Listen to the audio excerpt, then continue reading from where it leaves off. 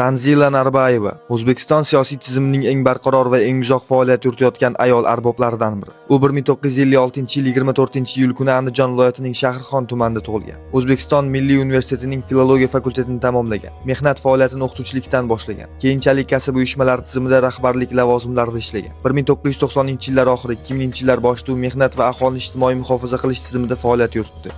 2010-yilda Vazirlar Mahkamasida bandlik va mehnat munosabatlari masalalari bo'yicha mas'ul lavozimga tayinlandi. 2016-2019-yillar oralig'ida O'zbekiston kasb uyushmalari federatsiyasi raisi bo'lib ishlagan. 2019-yilda Tanzila Narbayeva O'zbekiston Respublikasi Oliy Majlisi Senati raisi etib saylandi. Bu lavozimni egallagan birinchi ayol sifatida u mamlakat siyosiy tizimida muhim burilishni ifodaladi. U Senat faoliyatini institutsional darajada mustahkamlash, normativ hujjatlar tahlili va parlament nazorati mexanizmlarini kuchaytirishga yo'naltirgan. Narbayeva faoliyatida ijtimoiy siyosat, xususan ayollar huquqlari, mehnat munosabatlari, inson kapitali kabi yo'nalishlar ustuvor bo'lib qolgan. U ko'plab qonun loyihalari muhokamasida bevosita ishtirok etgan va xalqaro maydonda O'zbekiston pozitsiyasini rasmiy darajada ifoda etgan. Uning ish uslubi ortiqcha shovqinlarsiz, tizimli va nazoratga asoslangan. Ommaviy chiqishlari kam, lekin aniq. Tizim ichida uni sokin ammo qat'iy rahbar sifatida bilishadi. Tanzila Narbayeva hozirgacha davlat tizimining yuqori qatlamida faoliyat yuritayotgan eng tajribali siyosiy figurantlardan biri hisoblanadi.